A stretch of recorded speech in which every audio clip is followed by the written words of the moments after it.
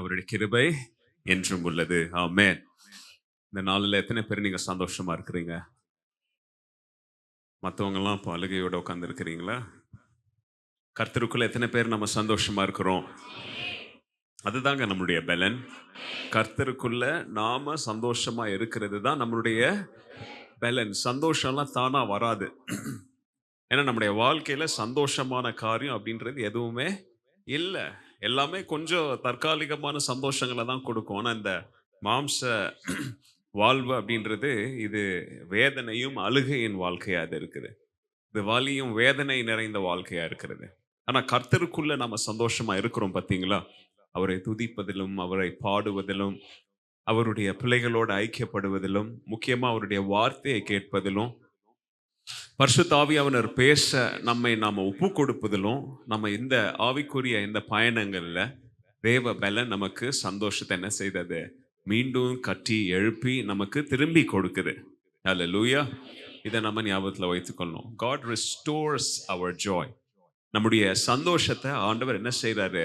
மீண்டும் மீண்டும் மீண்டும் என்ன செய்யறாரு? கட்டி எழுப்புகிறார், ரெஸ்டோர் பண்ணுகிறார். தேவனுடைய வீட்டுக்குள்ள வரும்பொழுது அந்த நினைவுல நாம இருக்கணும். வெறும் வார்த்தையை கேட்க போறோம் அப்படின்னு நினைவுல இருக்கக்கூடாது. இந்த வார்த்தை என்ன செய்ய போகுது? என்ன பலப்படுத்த போகுது? என்ன கட்டி எழுப்ப போகுது? எத்தனை பேர் விசுவாசிக்கிறீங்க? ஹல்லேலூயா, ஹல்லேலூயா. இந்த நாளிலே கர்த்தருடைய வார்த்தைக்காக நம்ம என்ன செய்வோம்? நம்ம ஆயத்தப்படுவோம். இந்த நாளில் உங்களுக்கு ஏற்கனவே அறிவிப்பு செய்தது போல நம்முடைய திருச்சபையின் மூலம் துவங்கப்பட்ட முதலாவது கிளை சபை, த ஃபர்ஸ்ட் பிரான்ச் சர்ச் சிக்கஜாலா சபையில் 29வது ஆண்டு முடித்து எத்தனாவது ஆண்டுக்குள்ள? 30வது ஆண்டுக்குள்ள கால் எடுத்து வைக்கிறாங்க. அந்த சபையில் ரொம்ப முக்கியமான ஒரு ஆண்டு. நிறைய யங்ஸ்டர்ஸ், வாலிபர்கள் ஆண்டவருக்காக எழும்புகிற ஒரு காலகட்டம். நிறைய பேர் ஒரு ரெஃப்ரெஷ்டான ஒரு புதிய தீர்மானங்களோட, புதிய ஆண்டவருக்காக சபைக்கான அர்ப்பணிப்போட ஒரு புதிய ஆண்டருக்குள்ள கால் எடுத்து வைக்கிற ஒரு காலகட்டம். It's a crucial time. So அந்த இடத்துல இன்னைக்கு நம்முடைய பிஷப் போய் அங்கே தேவனுடைய வார்த்தையை கொடுப்பாங்க. அவருக்காகவும் அங்கே நடைபெறுகிற ஊழியங்களுக்காகவும் கர்த்தருக்கு சித்தமானால் அங்கே பேசப்படுகிற வார்த்தைகள் நம்முடைய சர்ச் யூடியூப்ல என்ன செய்யப்படும்? அட் அ லேட்டர் டேட் இந்த வாரத்தில் அப்லோட் செய்யப்படும். அப்போ நீங்கள் என்ன செய்யலாம்? அதை நீங்கள் வந்து பார்க்கலாம். இப்பொழுது அவங்களுக்காக ஜெபத்தோட நம்ம என்ன செய்வோம்? நாம வந்திருப்போம். ஹல்லேலூயா. ஏன்னா யாருடைய சபை? யாரோ ஒருத்தருடைய சபையின் ஆண்டு விழா அல்ல, அது நம்மளுடைய சபையின் ஆண்டு விழா. இஃப் இட் வாஸ் பாசிபிள் நம்ம எல்லாருமே போயிருக்கலாம். But it is not practically possible. உங்களை உங்க வீட்டில இருந்து சபைக்கு வர வைக்கிறதே பெரிய இமாலய சாதனையா இருக்குது. உங்களை இங்க இருந்து சிக்கஜாலாக்கு வாங்கன்னா அவ்வளவுதான். நீங்க அடுத்த வாரம் சர்ச்சை விட்டே போயிடுவீங்க. நீங்க அந்த நிலைமையில இருக்குது நிறைய பேருடைய ஆவிக்குரிய வாழ்க்கை. இது நம்மளுடைய சரீரம். இது நம்மால் துவங்கப்பட்ட நம்முடைய ஜெபத்தால் நிறைய பழைய விசுவாசிகளுடைய, நீங்கெல்லாம் பிஷப்போட போய் அங்க செய்த ஊழியத்தின் பலனா அங்க ஒரு சபை இன்னைக்கு என்ன செய்தாங்க? நிக்குது. எவ்வளோ போராட்டங்கள் மத்தியில தெரியுமா உங்களுக்கு? எவ்வளோ போராட்டங்கள் மத்தியில, எவ்வளோ கஷ்டங்களின் மத்தியில, பிசாசு மனிதர்களுடைய சூழ்ச்சியின் மத்தியிலையும் 29 இயர்ஸ் அந்த சபை ஸ்ட்ராங்கா நிக்குதுன்னா அது தேவனுடைய சுத்த கிருபை தான். ஹல்லேலூயா, ஹல்லேலூயா. ஸோ ரொம்ப சந்தோஷம். எட் அட் த சேம் டைம் தாழ்மையுள்ள மனநிலையோட நம்ம என்ன செய்வோம்? நம்ம ஊழிய காரியங்களில் பங்கு பெறுவோம். கர்த்தர் நம்முடைய ஜெபங்களை கேட்டு தொடர்ந்து வருகிற காலங்களில் பெரிய காரியங்களை செய்வார் அப்படின்ற விசுவாசத்தோட என்ன செய்வோம்? நாம அவருக்காக வாழ்வோம். ஹல்லேலூயா. இந்த நாளில் ஆண்டவரே நீங்க எங்களோட பேசுங்க அப்படின்னு சொல்லி எத்தனை பேர் ஆயத்தமா வந்திருக்கிறீங்க? நீங்க அப்படி ஆயத்தமா வரணும்னா இப்போ ஆயத்தப்படுங்க. நீங்க சொல்லுங்க, என்னோட ஆண்டவரே நீர் பேசும். சொல்லுங்க, நீங்க பேசுங்க ஆண்டவரே, நான் கேட்கிறேன். ஹல்லேலூயா. அப்படிப்பட்ட மனநிலையில நீங்க உட்கார்ந்து இருந்தீங்கன்னா ஆண்டவர் உங்களோட பேசுவார். என்ன பார்க்காதீங்க. என்ன நீங்க பார்த்தீங்கன்னா நிறைய பேருக்கு என்ன பிடிக்காது. கண்டிப்பா சொல்றேன், நிறைய பேருக்கு, கண்டிப்பா இங்க இருக்கிற நிறைய பேருக்கு என்ன பிடிக்காது, அது எனக்கு நல்லா தெரியும். பட் என்ன பார்த்தீங்கன்னா சத்தியத்தை விட்டுருவீங்க. ஆண்டவருடைய சத்தத்தை கேளுங்க நீங்க. ஹல்லேலூயா. 1800களில் இந்த இயர் 1870s இந்த ஆண்டுகள்ல அமெரிக்க தேசத்துல ஒரு இளம் சுவிசேஷகர் ஆண்டவருக்காக எழும்பி பிரகாசித்து நிறைய இடங்கள்ல போய் ஊழியம் செய்து என்ன செய்து வந்தாரு? ஆண்டவருடைய வார்த்தைகளை பிரசங்கித்து பகிர்ந்து வந்தார். இயர் இந்த இயர் 1870s. 1970s இல்ல, 1870s. அப்படின்னா எவ்வளோ? கிட்டத்தட்ட ஒரு 150 ஆண்டுகளுக்கு முன்பதாக நடந்த கதையை சொல்றேன், கவனிங்க. அமெரிக்காவில் சிகாகோ அப்படின்ற இடத்துல போய் என்ன செய்தார்? அவர் ஊழியங்களை செய்து வந்தார். அப்போதான் ஊழியத்தை துவங்கின காலகட்டம். He was a young man. ஊழியம் இப்பதான் துவங்கி இருக்குது. ஒரு சபை இப்பதான் என்ன பண்ணியிருக்கிறார்? கட்டி இருக்கிறாரு. ஒரு சபைக்கு இப்பதான் பாஸ்டரா என்ன செஞ்சிருக்கிறாரு? மாறி இருக்கிறாரு. அங்க போய் என்ன செய்யறாரு? சுவிசேஷ ஊழியத்தை என்ன பண்ணிட்டு வராரு? செய்துட்டு வராரு. இந்த காலகட்டத்தில், இந்த சூழ்நிலையில there was a tragedy. ஒரு விபத்து ஏற்பட்டு, இத சரித்திரத்தை படிச்சவங்களுக்கு நான் சொல்ற சரித்திரம் உங்களுக்கு தெரிந்திருக்க வாய்ப்பு இருக்கு. The Great Chicago Fire. Chicago பட்டணத்துல என்ன செஞ்சிச்சு? ஒரு பெரிய ஒரு தீ விபத்து ஏற்பட்டு, வெறும் ஒரு இடத்துல ஒரு வீடு, ஒரு ஃபேக்டரியின் மாத்திரம் எரிந்து சாம்பலான கதை இல்லை. அந்த பட்டணம் முழுவதும், அந்த பட்டணம் நிறைய மெஜாரிட்டி ஆஃப் தட் சிட்டி என்ன செஞ்சிச்சு? தீயினால் என்ன செய்யப்பட்டது? பாதிக்கப்பட்டது. The Great Chicago Fire. இந்த தீயில நிறைய வீடுகள் என்ன செஞ்சிச்சு? எரிஞ்சு சாம்பலாச்சு. நிறைய பிசினஸஸ், அன்னைக்கு கட்டப்பட்ட இண்டஸ்ட்ரீஸ், தொழிற்சாலைகள் நிறைய என்ன செஞ்சிச்சு? இந்த தீயில சிக்கி நிறைய எரிஞ்சு சாம்பலாச்சு. இந்த தீயில இப்பதான் சபையை கட்டி ஒரு ஊழியத்தை துவங்கி ஆண்டவருக்காக அங்கங்க போய் நற்செய்தி பணிகள்ல, மிஷனரி பணிகளில் ஈடுபட்டு வருகிற இந்த இளம் போதகருடைய சபையும் அப்படியே பத்தி எரிந்து வருகிற தீயில சிக்கி, அவருடைய சபையும் என்ன செஞ்சிருச்சு? சபை நான் சொல்றது அவருடைய கட்டடம், அந்த பில்டிங் என்ன செஞ்சிருச்சு? எரிஞ்சு சாம்பலாயிடுச்சு. கவனிங்க. அவர் அடுத்த நாள் காலையில அந்த பில்டிங்கை பார்க்கிறாரு. அவருடைய மனசு அப்படியே உடஞ்சி, வீடு ஒரு பக்கம் எரிஞ்சு நாசமா போகிறத விட சபை எரிஞ்சு நாசமா இருக்கிறது அவருக்கு ஒரு பெரிய வேதனையை உண்டாக்குது. கர்த்தருடைய காரியங்கள்ல, கர்த்தருடைய பணியில கண்ணும் கருத்துமா இருக்கிறவங்களுக்கு ஆவிக்குரிய இழப்பு அப்படின்றது ஈடு கட்ட முடியாத ஒரு இழப்பா காணப்படும். அது அவங்களுக்கு ரொம்ப வேதனையை கொண்டு வரும். இதை கூட நம்ம என்ன செஞ்சிடலாம்? சம்பாதிச்சிடலாம். நம்முடைய சொந்த காரியங்கள், நம்முடைய சொந்த இழப்புகள் கூட நமக்கு, ஏன்னா அதெல்லாம் மாம்சத்திற்குரியவை, இதெல்லாம் ராஜ்யத்திற்குரியவை அப்படின்ற ஒரு வேதனையில எரிஞ்சி சாம்பலா இருக்கிற அவருடைய சபையின் கட்டடத்தின் முன்னாடி நின்று மன வேதனையில அப்படியே கண்ணீர் விட்டு அழுறாரு. அவர் மாத்திரம் அழுல, முழு பட்டணமே அழுது, என்டையர் சிகாகோ சிட்டியே அழுது. ஆனா இவருக்கு என்ன வேதனை, என்ன மனசுல என்ன கஷ்டம்? ஐயோ, நான் இப்பதான் கட்டின என்னுடைய சபை என்ன செய்து இப்படி நாசமா இருக்கே, சாம்பலா இருக்கே அப்படின்னு சொல்லி அங்க நின்று அழுதார். கவனிங்க. தொடர்ந்து அந்த தீக்கு அப்புறமா ஒரு சில வாரங்கள், ஒரு சில மாதங்கள், முழு எக்கானமி, அந்த பட்டணத்துடைய, அந்த ஸ்டேட்டுடைய, இல்லினாய் ஸ்டேட்டுடைய முழு எக்கானமி என்ன செஞ்சிச்சு? அப்படியே டவுன். வீடே இல்லை. எல்லாரும் வீட்டுல எரிஞ்சு எங்க வாழ்ந்து வராங்க? எல்லாரும் இப்போ தெருக்கல்ல வாழ்ந்து வராங்க. ஹோம்லெஸ்ஸா மாறிட்டாங்க எல்லாரும். ஒரு காலத்துல பணக்காரங்களா இருந்தவங்களா என்ன செஞ்சாங்க? ஹோம்லெஸ்ஸா மாறிட்டாங்க. வீட்டில் எதிர்காலத்திற்காக சேர்த்து வச்ச பணம் எல்லாம் என்ன செஞ்சிருச்சு? எல்லாம் என்ன பண்ணிருச்சு? தீயில எரிஞ்சு இப்போ ஒண்ணுமே இல்லாம நிறைய பேர் ரோட்ல நிக்கிறாங்க எல்லாரும். அந்த நேரத்துல அந்த இளம் ஊழியக்காரர் அந்த எரிஞ்ச கட்டடத்திற்கு முன்னாடி நின்று அப்படியே அழுகையோட, சரி, என் ஊழிய பயணமும் என்ன செஞ்சிருச்சு? முடிஞ்சிருச்சு. என்னுடைய மினிஸ்ட்ரி லைஃப் என்ன செஞ்சிருச்சு? முடிஞ்சிருச்சு. I think my ministry has come to an end. இனிமே நான் எங்க போறது? ஒரு பில்டிங் இருந்தா ஆட்கள் பில்டிங்குள்ள வருவாங்க, சபை ஒன்று கூட முடியும். ஆட்கள் நல்லா பொருளாதாரத்துல நல்லா வாழ்ந்தா என்ன செய்வாங்க? ஊழியத்தை சப்போர்ட் பண்ணுவாங்க. இப்போ ஆட்களே தெருவுல வாழ்றாங்க, எல்லாரும் ஹோம்லெஸ்ஸா இருக்கிறாங்க, எல்லாரும் வறுமையில இருக்கிறாங்க, எல்லாரும் கஷ்டத்தின் மத்தியில இருக்கிறாங்களே, என்ன பண்றது அப்படின்ற ஒரு மனநிலையோட அவர் என் ஊழிய வாழ்க்கை என்ன செஞ்சிருச்சு? It has come to an end. நம்முடைய வாழ்க்கையிலையும் இந்த ஊழியக்காரரை போல நிறைய நேரத்துல நம்ம கண்ணுக்கு முன்னாடியே நிறைய காரியங்கள் இப்படி எரிஞ்சு சாம்பலா நிற்கும் போது நாமளும் இப்படிதான் நினைக்கிறோம், என் வாழ்க்கை என்ன செஞ்சிருச்சு? முடிஞ்சிருச்சு. I think I've come to an end. இப்பதான் துவங்கின மாதிரி தெரிஞ்சது, ஆனா எல்லாமே என்ன செஞ்சது, முடிஞ்ச மாதிரி தெரியுதே.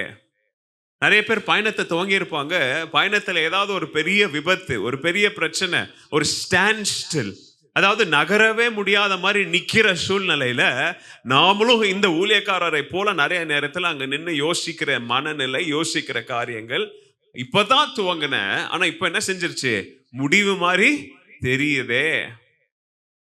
I think it is the end அப்படின்னு நிறைய பேர் நம்ம சொல்றோம். நிறைய பேர் சொல்றதுல நினைக்கிறீங்க, நிறைய பேர் தைரியமா துணிகரமா சொல்றோம், என் வாழ்க்கை முடிஞ்சிருச்சு, என் ஆவிக்குரிய வாழ்க்கை முடிஞ்சிருச்சு. கவனிங்க, அந்த டிராஜடி, அந்த விபத்து, தீ விபத்து, அந்த பெரிய ஒரு இழப்பு, அந்த இளம் ஊழியக்காரருடைய வாழ்க்கையில முடிவை போல காணப்பட்ட சூழ்நிலையில அவர் நினைத்தது ஒரு காரியம், ஆனா ஆண்டவர் அவருடைய வாழ்க்கையில திட்டம் வைத்திருந்தது மற்ற ஒரு காரியம். அவர் அந்த எரிஞ்ச கட்டடத்துக்கு முன்னாடி நின்று சொன்னாரு, என் ஊழிய வாழ்க்கை க்ளோஸ், என்னுடைய ஊழிய பயணம் க்ளோஸ் நினைச்சாரு. ஆனா ஆண்டவருடைய மனநிலையில் என்ன இருந்தது தெரியுமா, இவனை இங்க இருந்து தான் நான் உயர்த்த போறேன் அப்படின்னு சொல்லி அவருடைய வாழ்க்கையில ஒரு பெரிய திருப்பத்தை ஆண்டவர் கொண்டு வந்தார். A great turn of events அப்படின்னு சொல்லுவோம், ஒரு great turn. தெருக்கல்ல வீடு இல்லாம உட்கார்ந்துட்டு இருந்தாங்க பாத்தீங்களா, ஹோம்லெஸ், அங்க போய் தெருக்கல்ல பிரசங்கம் பண்ண ஆரம்பிச்சார். எங்க போய் ஆரம்பிச்சாரு, இப்ப சர்ச்சை எங்கேயும் கட்ட முடியாது, பட்டணமே எரிஞ்சு கிடக்குது, தெருக்கல்ல போய் நின்று பிரசங்கம் பண்ண ஆரம்பிச்சாரு. சர்ச்சுக்குள்ள அவர் பிரசங்கம் பண்ணதை கேட்டதோ கொஞ்சம் பேரு, இப்ப தெருவில் அவர் நின்று பிரசங்கம் பண்றாரு பாத்தீங்களா, அதை கேட்கிறவங்க நிறைய பேரா இருக்கிறாங்க. அப்படியே கூட்டங்கள் அதிகமாயிடுச்சு. சாயந்தர நேரத்துல அதிகமாச்சு கூட்டம், மதியான நேரத்துல அதிகமாச்சு. ஏன்னா எங்க வேலை, தொழிற்சாலை எல்லாம் எரிஞ்சு போயிருக்குது. பீப்புள் அந்த சஃபரிங்ல, பீப்புள் அந்த மிசரியில, பீப்புள் அந்த வறுமையில, பீப்புள் அந்த அழுகையில உட்கார்ந்து இருக்கிற நேரத்துல இவர் கொண்டு வந்த அந்த ஆண்டவருடைய வார்த்தைகள் அவங்களுடைய இருதயத்திற்கு என்னவா மாறுச்சு, ஔஷதமா, மருந்தா மாற துவங்கினது. ஹல்லேலூயா. நூற்றுக்கணக்கான பேர் கூட ஆரம்பிச்சாங்க. நூற்றுக்கணக்கான கூட்டம் ஆயிரக்கணக்கான கூட்டமா மாறுச்சு. கவனிங்க, அமெரிக்காவில் எங்கேயோ ஒரு சின்ன பட்டணத்துல, சிகாகோவில் எரிஞ்சு போய் கரிகட்டையா கிடக்கிற ஒரு பட்டணத்துல எவனோ ஒரு இளைஞன் பிரசங்கம் பண்றான், அதை கேட்க எத்தனை பேரு, ஆயிரக்கணக்கான பேர் வராங்களே அப்படின்னு சொல்லி இந்த செய்தி ஆயிரக்கணக்கான மைல்களை தாண்டி இருக்கிற இங்கிலாந்துக்கு இந்த செய்தி போய், இங்கிலாந்துல இருந்து இந்த இளைஞனை வந்து எங்க இங்கிலாந்து தேசத்திலயும் இந்த மாதிரி என்ன செய்வியா, நீ பிரசங்கம் பண்ணுவியா, இப்படிப்பட்ட தேவனுடைய வார்த்தைகளை எங்க பட்டணத்திலும் என்ன செய்வியா, கொடுப்பியா அப்படின்னு சொல்லி அமெரிக்காவில் எங்கேயோ ஒரு சின்ன பட்டணத்துல ஊரு பேரு அட்ரஸ் தெரியாத ஊழியம் செய்த ஒரு இளைஞனை ஆண்டவர் அந்த டர்ன் ஆஃப் இவெண்ட்ஸ், அந்த சூழ்நிலைகளின் மத்தியில அவருடைய திட்டத்தின்படி அவரை உலகத்தின் அநேக பகுதிகளுக்கு என்ன செய்ய துவங்கினார், ஆண்டவரே கொண்டு போக துவங்கினார். அப்படி துவங்கினதுதான் மாபெரும் ஊழியக்காரர் D.L. மூடியுடைய ஊழியம். யாருடைய ஊழியம்? D.L. மூடி.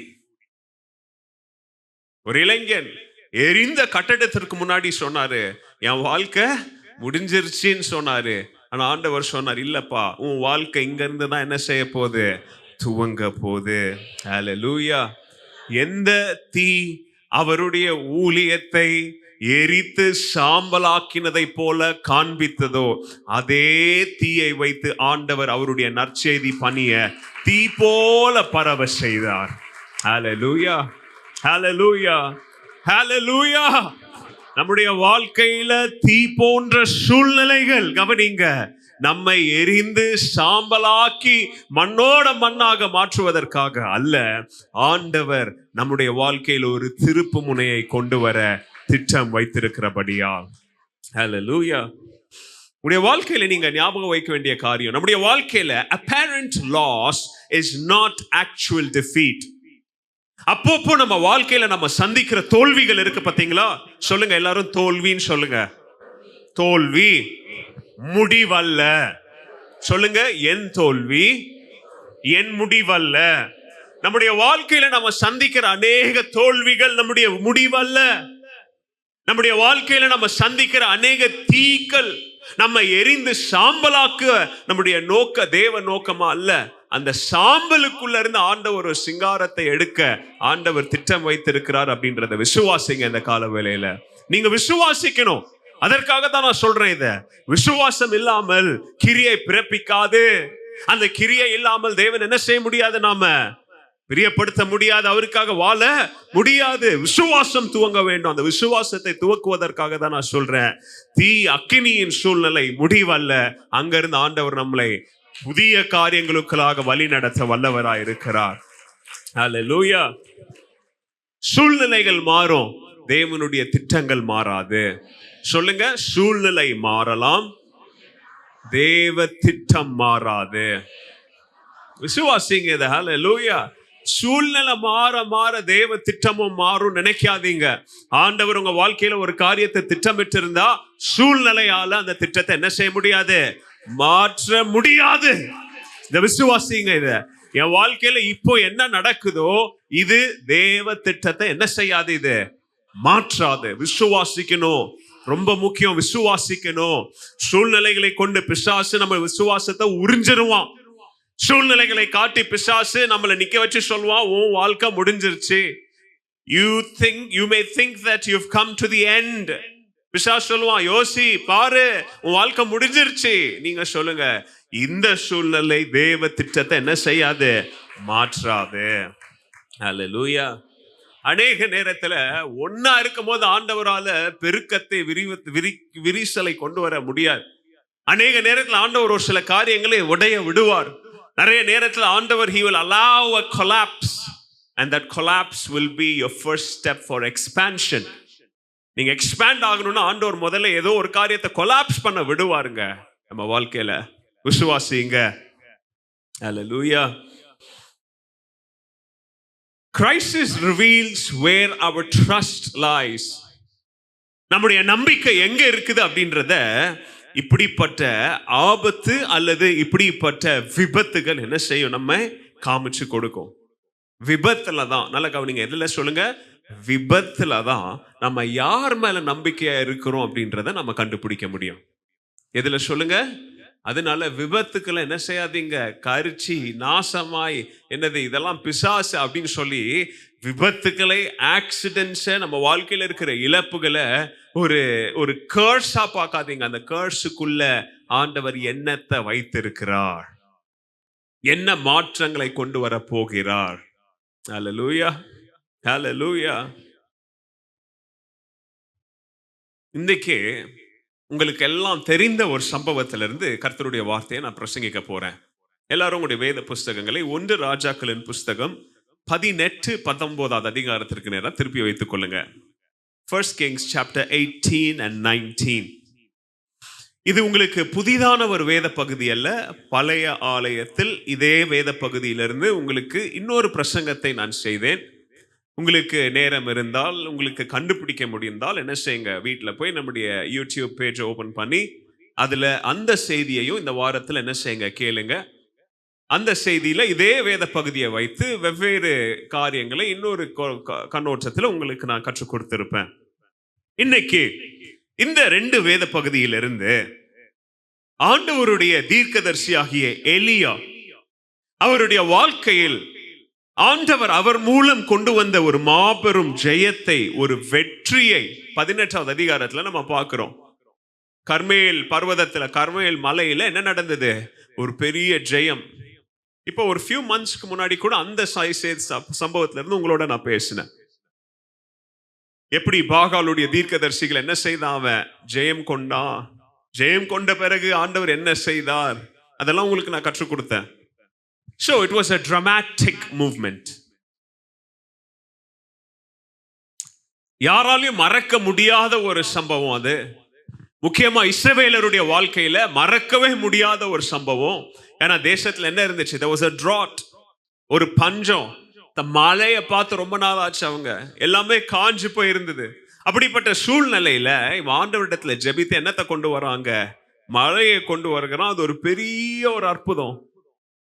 பெரிய அற்புதம் மாத்திரம் இல்ல, பாகாலுடைய தீர்க்கதரிசிகள் எல்லாம் அவங்கள எல்லாம் ஆல்மோஸ்ட் முடிச்ச கதை அவங்க.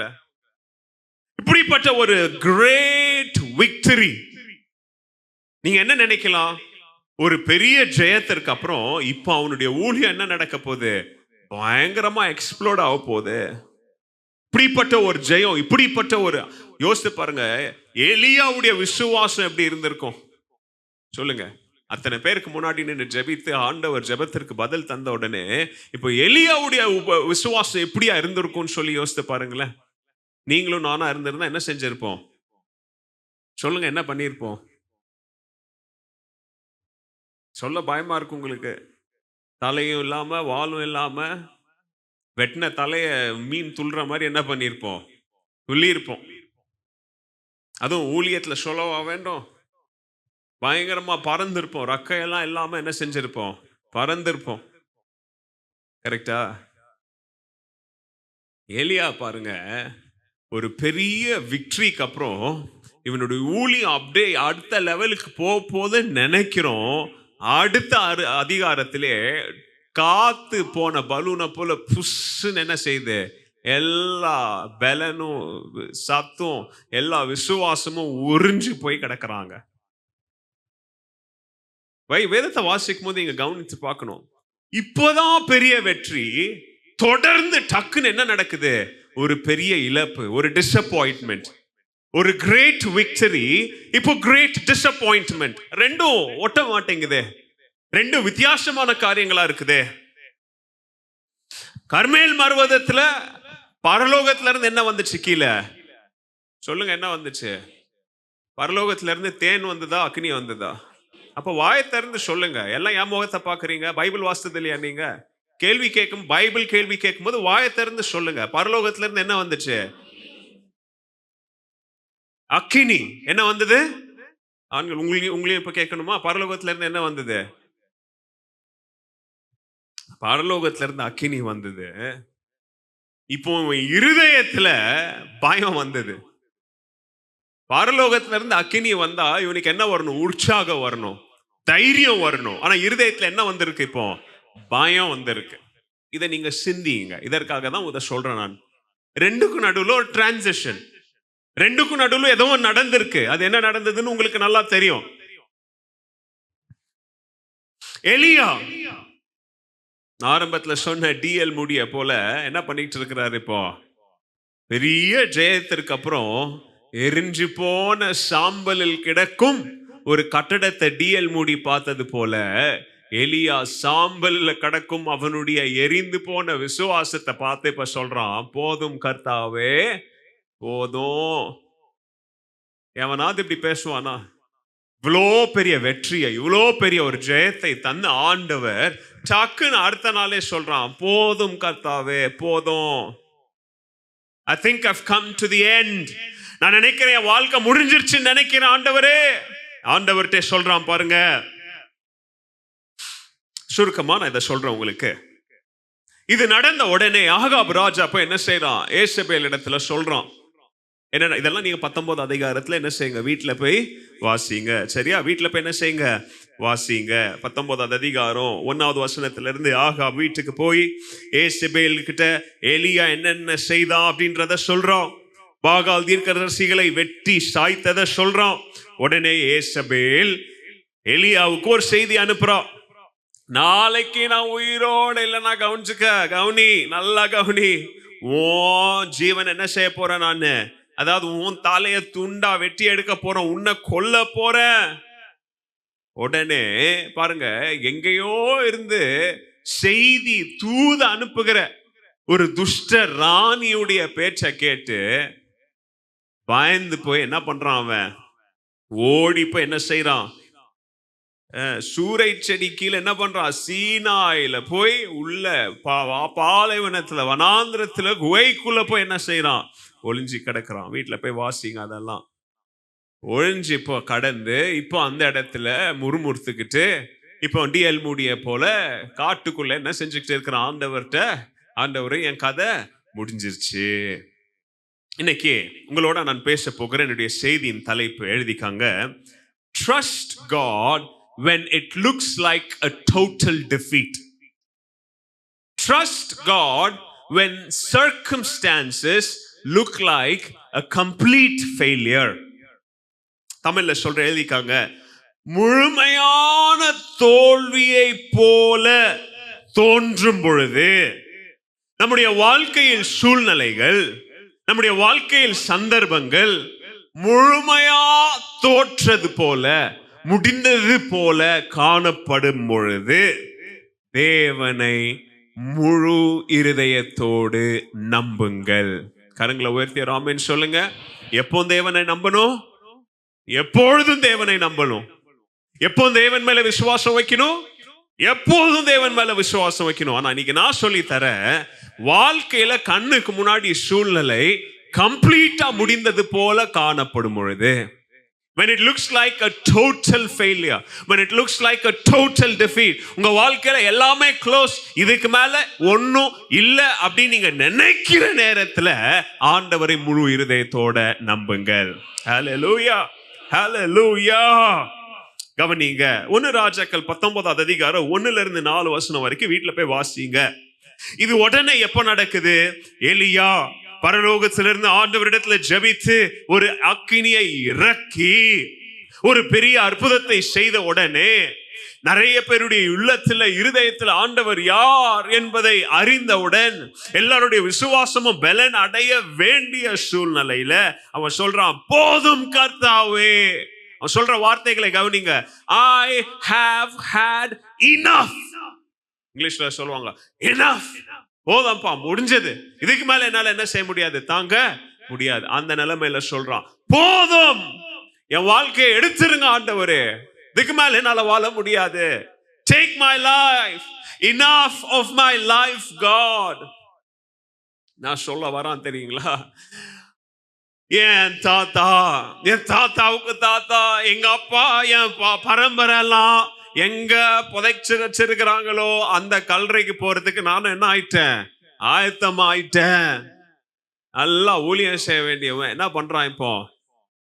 எதை பத்தி பேசிக்கிட்டு இருக்கிறான் அப்படின்னா பாருங்க, அவன் வாழ்க்கையில நம்பிக்கை, விசுவாசம் எல்லாம் எந்த நிலைமையில இருக்கு? நேற்றைக்கு ஜெயம், இன்றைக்கு மன அழுத்தம், சோர்வு. இந்த 2 வார்த்தையை நான் சொல்றேன், நீங்க கான்ட்ராஸ்ட் பண்ணி பாருங்க. Yesterday was victory, today is depression. என்னது? நேற்றைக்கு வெற்றி, இன்றைக்கு சோர்வு. எப்படி பாசிபிள்? நேற்றைக்கு வெற்றினா இன்னைக்கு கொண்டாட்டமா இருந்திருக்கணும், இன்னைக்கு கொண்டாட்டத்தின் மேல் கொண்டாட்டமா இருந்திருக்கணும், அல்லது கொண்டாட்டத்தின் துவக்கமா இருந்திருக்கணும். ஆனா நேற்றைக்கு வெற்றி, இன்னைக்கு சோர்வு. உங்க வாழ்க்கையை ஆராய்ந்து பாருங்க. எலியாவுக்கு நடந்தது அப்படின்னு சொல்லி உட்கார்ந்துட்டு இருக்காதீங்க. நம்மளுடைய வாழ்க்கையிலும் இதை போல நிறைய நேரத்துல வெற்றிக்கு உடனே ஒரு தோல்வியை சந்திக்க வேண்டிய சூழ்நிலை. இன்னைக்குதான் நல்லா ஜெயமா பாட்டு பாடிட்டு வீட்டுக்கு போவீங்க, அடுத்து மன அழுத்தம் காத்திருக்கும். நல்லா கையை தூக்கி ஆராதிச்சு சுதுதிச்சுட்டு போயிருப்பீங்க, அடுத்து உடனே the next chapter will be a depression. அடுத்த அத்தியாயமே அழுகையின் அத்தியாயமா இருக்கும் நம்முடைய வாழ்க்கையில. நான் உங்களுக்கு சொல்லித்தர விரும்புகிற காரியம், நம்முடைய வாழ்க்கையில் இருக்கிற சூழ்நிலைகள் தேவனுடைய சர்வ அதிகாரத்தை அசைக்க முடியாது. நம்ம வாழ்க்கையில நம்ம சந்திக்கிற காரியங்கள் தேவன் யாராக இருக்கிறார் அப்படின்றத மாற்றி விடாது. புரியுதா உங்களுக்கு நான் சொல்ற காரியம்? நம்ம வாழ்க்கையில நாம சந்திக்கிற சூழ்நிலைகள், அது ஒரு ஹெல்த் கிரைசிஸா இருக்கலாம், அல்லது ஒரு ஹாஸ்பிட்டலைசேஷனா இருக்கலாம், அல்லது ஒரு வியாதியா இருக்கலாம், அல்லது ஒரு ஃபெயிலியரா இருக்கலாம், அல்லது எக்ஸாம் ஃபெயிலியரா இருக்கலாம், பிசினஸ் ஃபெயிலியரா இருக்கலாம்.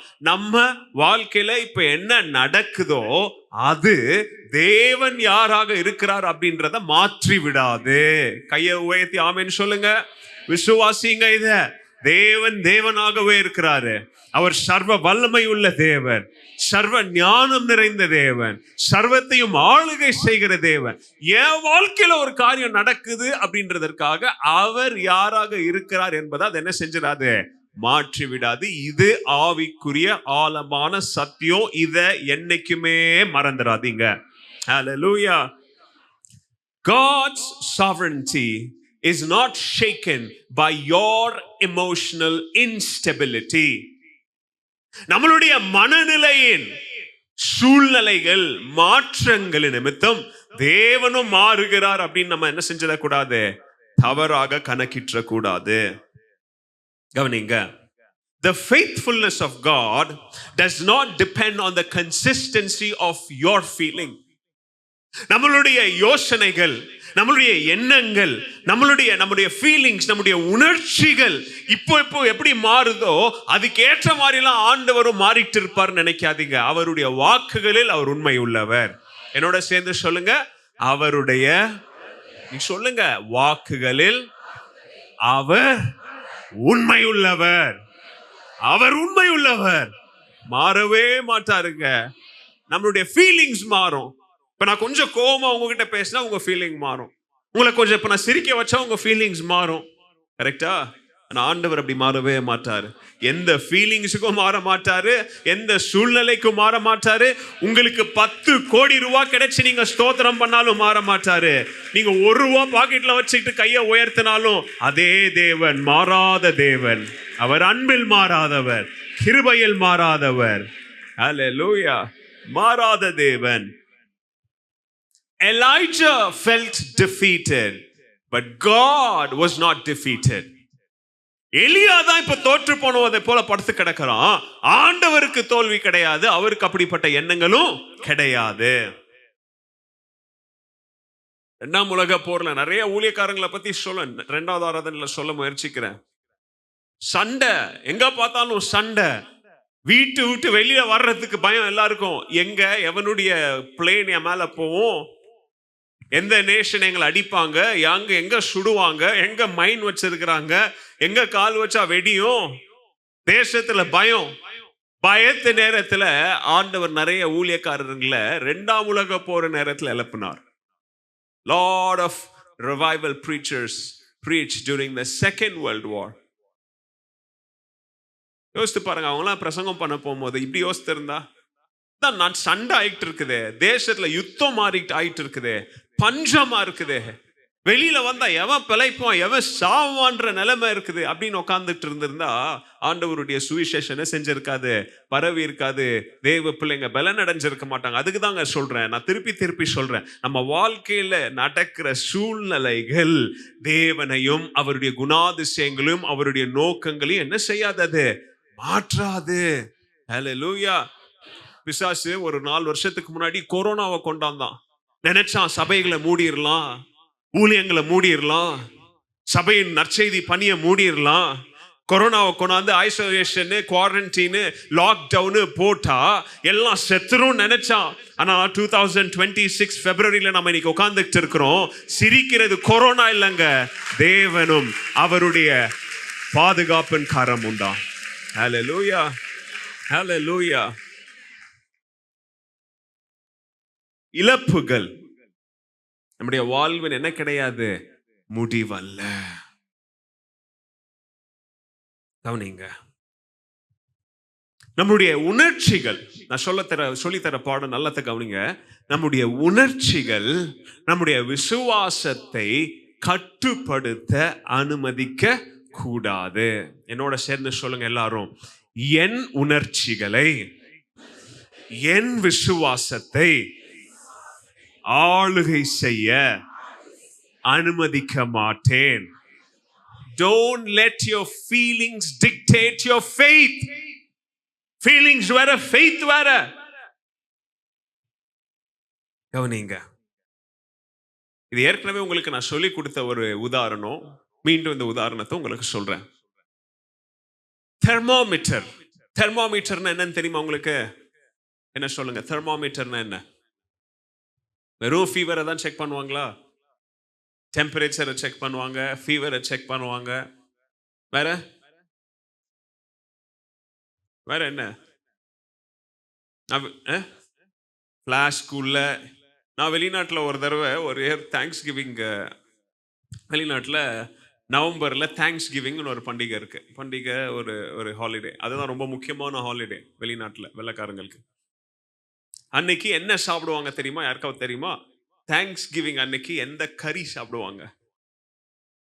டர்க்கி. என்ன வான்கோழி கறி சாப்பிடுவாங்க. நீங்க சாப்பிட்டுருக்கீங்களா யாராவது? சாப்பிடலையா யாரும்? நீங்க தான் எல்லாம் விதவிதமா சாப்பிடுற ஆளாச்சே. ஒரே ஒருத்தர் தான் சாப்பிட்டுருக்கிறாரு. அதுல ரொம்ப மயக்கத்தை கொண்டு வருகிற தன்மைகள் இருக்குது. அதனால யாரும் போயிட்டு என்ன பண்ணாதீங்க, தேடி சாப்பிட்டு மயங்கி தூங்கிடலாம். ஆனா உண்மையாவே டர்க்கி சாப்பிட்டீங்கன்னா என்ன நடக்கும்? நல்லா தூக்கம் வரும். அதுடைய பாடியில ஒரு என்னமோ ஒரு இது இருக்கு, serotonin something like that, I don't know. அதை சாப்பிட்டீங்கன்னா நல்லா தூக்கம் வரும். அதனால நீங்க நம்ம இந்தியாவில் கிடைக்கிற இந்த கருப்பு வெள்ளை புளியா அந்த கோழி சைஸ்ல இருக்குமே, அதை சொல்ல, அது டர்க்கியே கிடையாது. நம்ம இந்தியாவில் தான் அந்த டர்க்கி. நான் சொல்ற டர்க்கி என் ஹைட்டுக்கு இருக்கும், இவ்வளோ ஹைட்டுக்கு இருக்கும். ஒரு தடவை நைட்ல நாங்கள் போயிட்டு இருக்கிறோம், என்னமோ காரை துரத்திக்கிட்டு வருது. நான் ஃபுல்லாக பயந்துட்டேன், நைட் நேரத்தில் ஓட்டிட்டு போறது இல்லைங்க. பார்த்தா இது டர்க்கி, காரை விட உயரமா இருக்குது, காரை கொத்திக்கிட்டு வருது. கவனிங்க. சரி, என்ன சொல்ல வந்தேன்? தெர்மோமீட்டர். நான் அமெரிக்காவில் ஃபர்ஸ்ட் டைம் இருக்கும்போது இந்த தேங்க்ஸ் கிவிங்க்கு என்ன கறி சாப்பிடுவாங்க? எந்த மாம்சத்தை?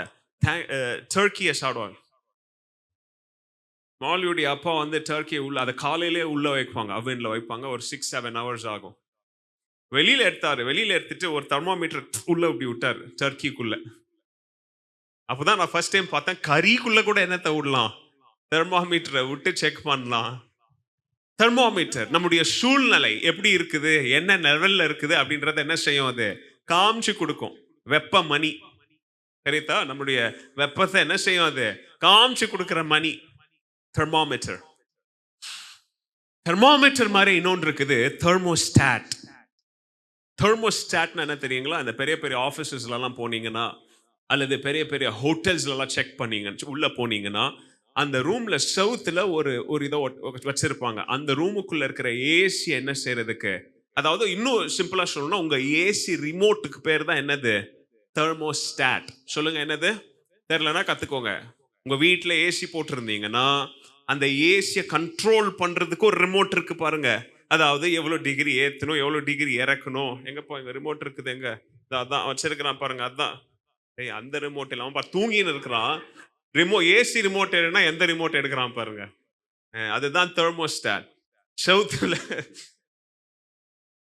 செவுத்துல வச்சிருப்பாங்க. நீங்க அதுல போய் என்ன டெம்பரேச்சர் செட் பண்றீங்களோ அந்த டெம்பரேச்சர் என்ன செய்யும். இது எதுக்கு சொல்றேன் கவனிங்க. நம்மளுடைய உணர்ச்சிகள் இருக்கு பாத்தீங்களா, என்ன சொல்லுங்க, நம்முடைய உணர்ச்சிகள் தெர்மோமீட்டரை போல. ரொம்ப சூடானா அது அதிகமா காமிக்கும், ரொம்ப குளிர்ந்து போனா ரொம்ப குளிர்ந்ததா காமிக்கும். சூழ்நிலை எப்படி மாறுதோ, டெம்பரேச்சர் எப்படி ஏறுதோ இறங்குதோ, தெர்மோமீட்டர் அதுக்கு ஏத்த மாதிரி என்ன செய்யும், மாறும். தெர்மோஸ்டாட் வந்து உங்க ஏசி ரிமோட் மாறாது. நீங்க எதுல வைக்கிறீங்களோ அதுலயே தான் இருக்கும். அது 24 வச்சீங்கன்னா 24 தான் இருக்கும், அது மாறாது. அது தெர்மோஸ்டாட்ல போய் நீங்க அங்க 90 degrees, யூஸ்வலி யாரும் 90 வைக்க மாட்டாங்க, ஒரு 70 வைங்க. அது ஃபாரன்ஹீட்ல அது 70ல தான் காத்து வரும். விசுவாசம் என்பது உங்களுடைய தெர்மோஸ்டாட்டை போல. நீங்க எதன் மேல நம்பிக்கை வைக்கிறீங்களோ அந்த சூழ்நிலை, அந்த வெப்பம் தான் உங்களை சுத்தி இருக்கும். தெர்மோமீட்டர் உங்களுடைய ஃபீலிங்ஸை போல மாறிக்கிட்டே இருக்கும். சூடானீங்கன்னா சூடா காமிக்கும். நல்லா விசுவாசம் பலமா பாடி கையை தட்டினீங்கன்னா உடைய ஃபீலிங்ஸ் நீங்க நல்லா சந்தோஷமா இருக்கிற மாதிரி காமிக்கும். ஒரு கெட்ட செய்தியை கேட்டீங்கன்னா அப்படியே புஷ்ஷன் காத்து இறங்கின மாதிரி பயங்கர கோல்டா காமிக்கும். தெர்மோஸ்டாட் என்பது விசுவாசத்தை போல. நீங்க என்ன லெவல்ல செட் பண்றீங்களோ, நீங்க ஆண்டவரை எப்படி பார்க்கிறீங்களோ, நீங்க ஆண்டவரை எப்படி துதிக்கிறீங்களோ, நீங்க ஆண்டவரை எப்படி நம்பிக்கை வைக்கிறீங்களோ, அதை போல உங்களுடைய ஆவிக்குரிய வாழ்க்கையும் வெப்பமும் தங்கி இருக்கும். ஹல்லேலூயா, ஹல்லேலூயா. The Spirit will strengthen us. நமக்குள்ள இருக்கிற தேவனுடைய பரிசுத்த ஆவியானவர் நம்மை பலப்படுத்துவார்.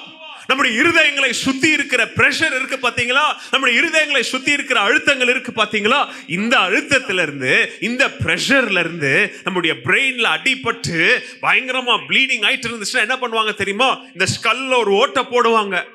அது ஒரு சர்ஜரி. என்ன சர்ஜரி? பிரெயினுக்குள்ள ப்ளீட் ஆகி தலை வெடிஞ்சு பிரெயின் கம்ப்ரஸ் ஆகி செத்துறக்கூடாதுன்னு சொல்லி அந்த கம்ப்ரெஷனை எடுக்கிறதுக்கு டீகம்ப்ரஸ் பண்ற ஒரு சர்ஜரி.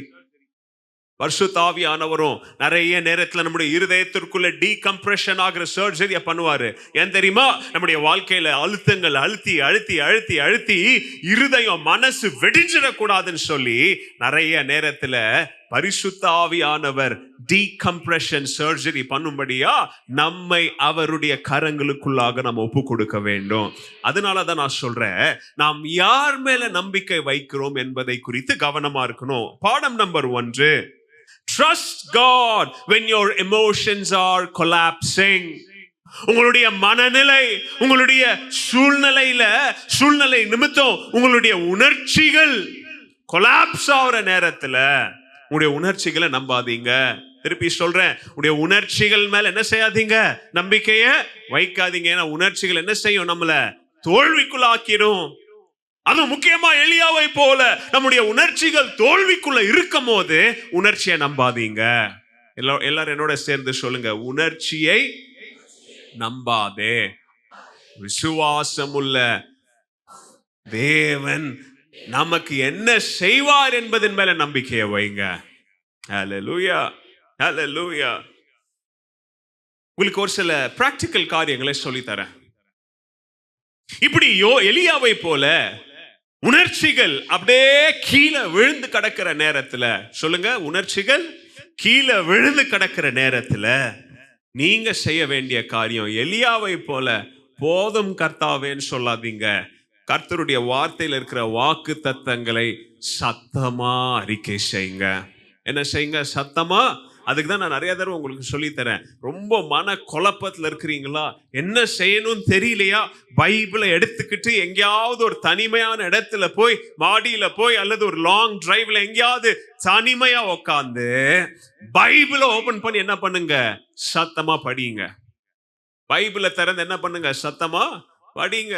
கேட்கிற நிறைய பேருக்கு முட்டாள்தனமா இருக்கிறோம். செய்றவன் பாக்கியவான். ஏன்னா அந்த நேரத்துல கர்த்தருடைய வார்த்தை அவனை எப்படி பலப்படுத்தும் அப்படின்னு அவனுக்கு தாங்க அந்த வழி தெரியும். அவனுக்கு தான் அந்த ஆசீர்வாதம் தெரியும். எந்த வழியிலிருந்து எந்த ஆசீர்வாதத்திற்குள் ஆண்டவர் கொண்டு வருகிறார், அவருடைய வார்த்தைகள் எப்படி பலப்படுத்துது அப்படின்றத வாசிக்கிறவனாலதான் என்ன செய்ய முடியும்? உணர முடியும். குடும்பத்துல சண்டை இருக்குதா? என்ன பண்றது? அமைதியா உட்காராதீங்க. பைபிள் எடுத்து என்ன செய்யுங்க? ஒரு கிறிஸ்தவனுக்கு இருக்கிற மிகப்பெரிய ஆயுதம் பைபிளும் ஜெபம் தான். இத நீங்க சும்மா கிள்ளிக்கீரைய போல சும்மா ஒரு நெக்லெக்ட் பண்ணி விட்டுறாதீங்க. இதுதான் நம்ம கிட்ட இருக்கிற the two greatest weapons. வேற எதுவுமே இல்லை நம்ம கிட்ட. மற்ற காரியங்கள்லாம் இருந்தாலும் உங்களுக்கு அவைலபிளா இருக்கிற, இம்மீடியட்டா அவைலபிளா இருக்கிற 2 காரியம், ஆண்டவரோட பேசுகிற ஜெபமும் அவர் நமக்கு உத்திரமா கொடுக்கிற பதிலாகி அவருடைய வார்த்தையும். ஹல்லேலூயா. நிறைய நேரத்துல நம்ம சரீர ரீதியாகவும் இளைப்பாறுதல் எடுக்க வேண்டிய நிலைமையில இருக்கிறோம். நாம கவனிங்க, இளைப்பாறுதல் அப்படின்றது ரொம்ப முக்கியம். கவர்மெண்டே சொல்றாங்க, மெடிக்கல் ஃபீல்ட் ஃபெட்டர்னிட்டியே சொல்றாங்க, ஒரு மனிதனுக்கு எவ்வளவு ஹவர்ஸ் ஸ்லீப் வேணும்ன்றாங்க? 7. Healthy 8 hours. ஹெல்த்தி இருந்தா 8 hours அல்லது மினிமம் 7 hours. அல்லது ஃபங்க்ஷன் ஆகுறதுக்கு எவ்வளவு ஹவர் சொல்றாங்க? அப்படியே 1 கம்மி பண்ணிட்டு வந்தா கரெக்ட் ஆன்சர் ஆயிடாது. 8 to 7, 6 மினிமம் ஃபங்க்ஷன் ஆகுறதுக்கு 4 to 5 hours. ஓகே, அவங்களுடைய பிரெயின் மினிமமா ஃபங்க்ஷன் ஆகணும்னா எவ்வளவு நேரம் தூங்கணும்? ஒரு 4 to 5 hours. ருட்டீனா தூங்கணும்னா 7 hours. நல்லா ஹெல்த்தியா தூங்கணும்னா 8 hours. 8 hours மேல தூங்குற எல்லாம் சோம்பேறி. அவ்வளவுதான். வேற என்ன சொல்றது இதுக்கு மேல? 8 hours மேல தூங்குறவங்க எல்லாம் சோம்பேறியோ, அல்லது அடுத்த நாள் உங்களுக்கு லீவ் இருக்கோ, அல்லது எந்த பொறுப்பும் இல்லையோ, அது எப்படி வேணாலும் நீங்க எடுத்துக்காங்க. It's up to you. But sleep for 8 hours அப்படின்றாங்க. கவனிங்க, நிறைய நேரத்துல நீங்க பிசிக்கலா தூங்கலனா கூட அந்த பிசிக்கல் எக்ஸாஷன் இருக்கு பாத்தீங்களா, அந்த சரீர ரீதியான டயர்ட்னஸ் இருக்கு பாத்தீங்களா, உங்களை சரியா யோசிக்க விடாது. விசுவாசம் நல்லா பலமா இருந்தாலும் இந்த பிசிக்கல் வீக்னஸ், இந்த பிசிக்கல் எக்ஸாஷன் இருக்கு பாத்தீங்களா, அது உங்க விசுவாசத்திலே கை வைக்கிறதுக்கு பலன் உள்ளது. அது பஞ்சம், பசி இருக்கு பாத்தீங்களா, பட்டினி இருக்கு பாத்தீங்களா, அதனாலதான் ஃபாஸ்டிங் இருக்கிறோம் நாம, அதை மேற்கொள்வதற்காக. எலியா என்ன பண்ணான் தெரியுங்களா? பைபிள் சொல்லுது, அப்படி சோர்வுல கூட ஆண்டவர் அவனுக்கு என்னத்தை கொடுத்தாரு சொல்லுங்க? ஒரு rest. Even Elijah needed rest. அது நீங்க வாசித்து பாருங்க, அங்க கூட அவனுக்கு எவ்வளோ பியூட்டிஃபுல்லான ஒரு அற்புதத்தை ஆண்டவர் செய்றார் தெரியுமா? அவன் பாருங்க தூங்கிட்டு இருக்கிறான். சோர்வுல வந்து அவனுக்கு ஒரு பிசிக்கல் ரெஸ்ட் ஆண்டவர் அங்க குடுக்குறாரு. அந்த இடத்துல கூட அவன் எழும்பி பார்த்தா அவனுக்கு கண்ணுக்கு முன்னாடி என்ன இருக்கு தெரியுங்களா? தண்ணீரும் என்ன தெரியுங்களா? அடைனா என்னது? பிரெட். ஸ்டோன். அங்க காட்டுக்குள்ள என்னங்க ஸ்டோவ் இருந்துச்சா? அல்லது என்ன இருந்துச்சு? ஸ்டோன், கற்கள். என்னது இது? தந்தூரி. தந்தூரில சிரிக்கிறீங்க. தந்தூரி. Fresh tandoori bread. ஆண்டவர் அவனுக்காக ப்ரிப்பேர் பண்ணி வச்சு எழுப்பி விடுறார். யோசிப்பாங்க எவ்வளோ எப்படி இருந்திருக்கும் அவனுக்கு. இளைப்பாறிட்டு எழும்புகிறான். கவனிங்க. ஆவிக்குரிய வாழ்க்கையில பலனுள்ளவர்களா இருக்கணும்னா சரீர வாழ்க்கையிலையும் உங்களுக்கு ஆண்டவர் கொடுக்கிற இளைப்பாறுதல் தேவை. You need rest. Not just spiritually, but also physically. கூடவே சேர்த்து சொல்றேன், எலியாவை போல கம்ப்ளீட்டா உங்களை ஐசோலேட் பண்ணிட்டு உட்காந்துராதீங்க. சோர்வான நேரங்கள்ல, பலவீனமான நேரங்கள்ல, நான் சொல்ற மாதிரி உங்களுடைய எமோஷன்ஸ் இப்போ அங்க முன்னாடி நின்று எல்லாமே எரிஞ்சு போய் கிடக்கிற நேரத்துல உங்களை தனிமையிலும் தனிமையா என்ன செஞ்சிடாதீங்க, நீங்க மாற்றி அப்படி பெரிய தவறு என்ன பண்ணிடாதீங்க, செஞ்சிடாதீங்க. ஏன்னா isolation will magnify your fear. கம்ப்ளீட்டா தனிமையில் இருக்கிற நேரத்துல அந்த தனிமை உங்களுடைய பயங்களை பெரிதாக்கும். நிறைய நேரத்துல கவனிங்க, ரொம்ப ரொம்ப மனசோர்வு, ரொம்ப ரொம்ப வேதனையான நேரத்துல, ரொம்ப ரொம்ப அழுகையின் பாதையில, சரி எனக்கு தனிமை வேணும், கொஞ்ச நேரம் தனிமையா இருந்துட்டு வந்துருங்க. கம்ப்ளீட்டா எல்லாரையும் கட் பண்ணிட்டு, கம்ப்ளீட்டா குடும்பத்தை கட் பண்ணிட்டு, கம்ப்ளீட்டா நண்பர்களை கட் பண்ணிட்டு, யாராவது போன் பண்ணாலும் போன் அட்டென்ட் பண்ணாம, சர்ச்சுக்கும் வராம, சபை பக்கமே தலை வைத்து படுக்காம, நீங்க ரொம்ப ரொம்ப கம்ப்ளீட்டா உங்களை ஐசோலேட் பண்ணிட்டு இருக்காதீங்க. அந்த ஐசோலேஷன் கூட உங்களுடைய விசுவாசத்துக்கு ஆபத்தா மாறிடும். பாருங்க என்ன சொல்றான், ரொம்ப தனிமையில போய் உட்காந்துட்டான். எங்கேயாவது ஊருக்குள்ள எங்கேயாவது ஓரத்துல இருந்தாலாவது, எங்கேயாவது ஒரு ஓரத்துல ஒரு வீட்டுக்குள்ள இருந்தாலாவது மனித செஞ்சாரும் நடமாட்டம் சத்தம் அது இது கேட்டு எதையாவது வெளியில வந்து பார்த்திருப்பான். எல்லாத்தையும் விட்டுட்டு காட்டுக்குள்ள போய் ஓடி போய் ஒளிஞ்சிட்டு இருக்கிற இவனுக்கு அவன் விசுவாசம் என்ன பேச வைக்குது தெரியுமா? போதும் கர்த்தாவே போதும். தனிமையின் ஆபத்துகளை கவனியுங்க. அதுக்குதான் சொல்றோம், தனிமையின் பாதையில, கஷ்டத்தின் பாதையில ஆண்டவரை தேடி வாங்க. ஆண்டவரை தேடி வாங்க. ரொம்ப கஷ்டமா இருக்குதா? நான் கவுன்சிலிங் பண்ற நிறைய பேருக்கு நான் சொல்றேன், உனக்கு ரொம்ப டெம்டேஷனா இருக்கா? வீட்டுல தனியா இருக்க ரொம்ப வேலையில தனியா இருக்கிறீங்க, இந்த பழக்கத்துல இருந்து வெளியில வர முடியல, இந்த கண்ணீர்ல இருந்து வெளியில வர முடியலன்னு சொல்றீங்களா? Come to church. நான் சொல்றேன் நிறைய பேருக்கு, ஜூரிங் த டே வீட்டுல உட்காராத. During the day உன் ஃப்ரெண்ட்ஸோட போய் என்ன செய்யாத, அங்கங்க டீ கடையில உட்காராத. எங்க வா? சர்ச்சுக்கு வா. இங்க நிறைய பேர் இருக்கிறாங்க, ஒருவரோட ஒருவர் பேச முடியும், உனக்கு ஜெபிக்க முடியும். அல்லது மனிதர்களோட என்ன செய்யுங்க, be in fellowship, don't isolate yourself. ஏன்னா ஐசோலேஷன் என்ன செய்யும்? உங்களுடைய பயங்களை என்ன செய்யும்? சொல்லுங்க வாயை திறந்து, அதிகரிக்கும். கற்றுக்கொள்ளுங்க. தனிமை நேரத்துல கவனிங்க, நம்முடைய உணர்ச்சிகள் நம்மளை தோற்று போனதை போல உணர வைக்கிற நேரத்துல கவனிங்களேன், பெர்மனன்ட் டிசிஷன்ஸ் எதையும் எடுத்துறாதீங்க. என்ன சொல்லுங்க? பெர்மனன்டான டிசிஷன். என்ன டிசிஷன் சொல்லுங்க? உங்களுடைய உணர்ச்சிகள், உங்களுடைய எமோஷன்ஸ் எலியாவை போல, டிஎல் மூடியை போல, போதும் ஆண்டவரே என் வாழ்க்கை முடிஞ்சிருச்சு, இதுக்கு மேல என்ன அப்படின்னு நினைக்கிற நேரத்தை பார்த்து பெர்மனன்டான நிரந்தரமான எந்த தீர்மானங்களும் என்ன பண்ணிடாதீங்க, எடுத்துறாதீங்க. ஏன்னா அது மேக்சிமம் 99% தவறான முடிவா மாற வாய்ப்பு இருக்கு. அவ்வளவுதான், முடிஞ்சிட்டு. இனிமே சர்ச்சுக்கும் போக கூடாது, எங்கேயும் போக கூடாது. நீ கடந்து போறவனுடைய பாதையில அதுக்கும் சபைக்கு என்ன சம்பந்தம்? நீங்க கடந்து போற வேதனை, இனிமே சர்ச்சுன்னு போய் என்ன யூஸ்? இனிமே பழைய மாதிரி இதுக்கே போயிடலாம், அதை தூக்கிட்டு போயிடலாம், இதை மாட்டிக்கிட்டு போயிடலாம் அப்படின்னு சொல்லி பெர்மனன்டான. அதனாலதான் நிறைய பேரு பெரிய சண்டை நேரத்துல கோவத்து நேரத்துல தெரியாதனமா ஏதாவது சொல்லிட்டு அதுக்கப்புறம் அந்த வரட்டு கர்வத்தை பிடிச்சிக்கிட்டு அதுக்கப்புறமா அதுக்கு அடிமையா வாழ்வாங்க லாஸ்ட் வரைக்கும், கடைசி வரைக்கும். ஏய், செத்தாலும் நான் பார்க்க மாட்டேன், அதுக்கு அந்த கோவத்துல சொல்லியிருப்பாங்க. அதுக்கப்புறமா மனம் எல்லாம் மாறி இருக்கும். ஆனா சொல்லிட்டோமே, உன் வீட்டுக்குள்ள என்ன பண்ண மாட்டேன் இனிமே, சாகர கிறிஸ்தவன் இனிமே இந்த மாதிரி உணர்ச்சிகள் ரொம்ப ஹையா இருக்கும் போது பர்மனண்டான தவறான யோசிக்காத வார்த்தைகள் என்ன பண்ணிடாதீங்க, சொல்லாதீங்க. எச்சரிக்கையா இருங்க. Be careful. ஏன்னா எமோஷன்ஸ் ஃப்ளக்சுவேட் ஆகுங்க. எமோஷன்ஸ், உங்களுடைய உணர்ச்சிகள் நிரந்தரமானது கிடையாது, அது ஃப்ளக்சுவேட் ஆகும். இதை புரிஞ்சுக்காங்க முதல்ல. உங்களுடைய உணர்ச்சிகள் ஃப்ளக்சுவேட் ஆகும். Your emotions will fluctuate. So because your emotions are fluctuating, do not make permanent decisions when you are emotional. அதே நேரத்துல ஆண்டவர் அமைதியா இருக்கிறார் அப்படின்றதுனால ஆண்டவர் ஆப்சென்ட் அப்படின்னு சொல்லிடாதீங்க. ஆண்டவர் அமைதியா இருக்கிறதுனால ஆண்டவர் ஆப்சென்ட், ஆண்டவருடைய சைலன்ஸ்ல ஆண்டவர் ஆப்சென்ட் அப்படின்னு நினைச்சிடாதீங்க. சரி, இன்னும் ஒரே ஒரு காரியத்தை மாத்திரம் சொல்லி உங்களை வீட்டுக்கு அனுப்புறேன். ரெண்டாவது காரியம், இப்படியெல்லாம் பேசிக்கிட்டு இருக்கிறான் அவன். போதும் ஆர்த்தாவே, கதையை முடிச்சிருங்க, போதும் நான் சாகுறேன், கல்லறைக்கு போறேன் எல்லாம் பேசிக்கிட்டு இருக்கிறான். நீங்க வீட்டுல போய் 11வது வசனத்துல இருந்து அப்படியே வாசித்து பார்த்தீங்கன்னா அங்க ஒரு அற்புதம் நடக்குது.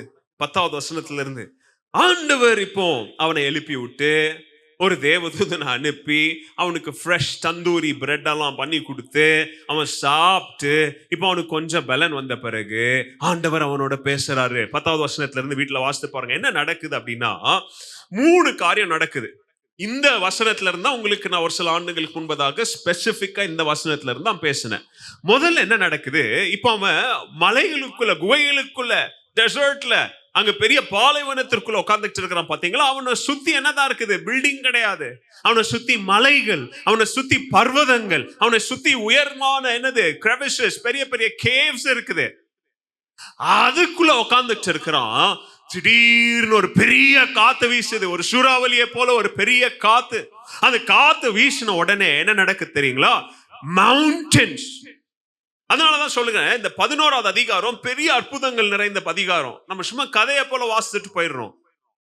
மவுண்டன்ஸ், பெரிய பெரிய மலைகள் உடைஞ்சு பீஸ் ஆகிற மாதிரி பலத்தை என்ன வீசினது, காற்று. அப்ப அந்த காத்து எவ்வளவு பலமா இருந்திருக்கும் அப்படின்றத யோசித்து பாருங்க.